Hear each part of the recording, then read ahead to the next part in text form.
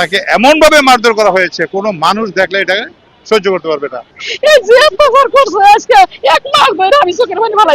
শিশুকে মা পরকীয়ার কারণে, আসলে মূলত পরকীয়ার কারণেই এই ঘটনা ঘটছে। হয়তোবা তিনি আরেকটা বিয়ের চিন্তা ভাবনা করতেছেন এবং এই বাচ্চাটিকে তিনি মনে করতেছেন তার পথের কাঁটা। আজকের যে মামলাটি, সেই মামলাটি হচ্ছে একজন মহিলার চারিত্রিক স্খলন, নৈতিক স্খলন এবং নিষ্ঠুরতার একটা চরম একটা উদাহরণ সম্পর্কিত এই মামলাটি।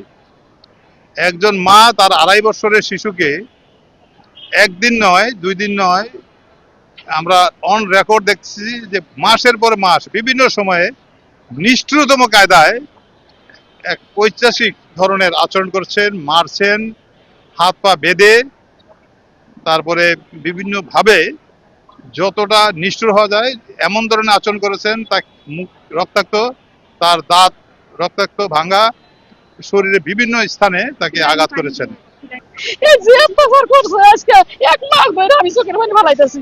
তারপর আমার নাতিরা আজকে পাইলাম, আমি অনেক খুশি, অনেক খুশি, অনেক খুশি।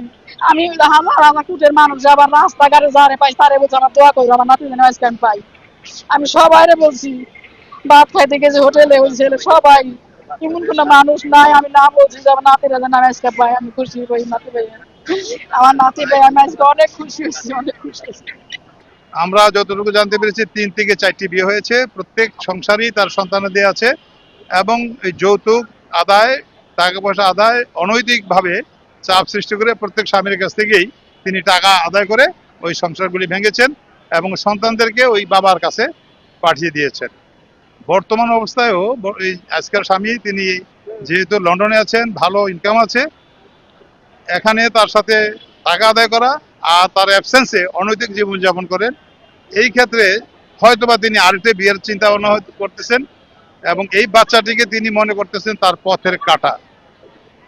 তার যে অনৈতিক জীবনযাপন শব্দগুলো বলতে আমি চাই না, ব্যভিচারী বা ইত্যাদি, কিন্তু প্রায় সেই ধরনেরই কর্মকাণ্ড এবং সেই লক্ষ্যেই বাচ্চাটাকে এখন মনে করতেছেন তার জন্য পথের কাঁটা।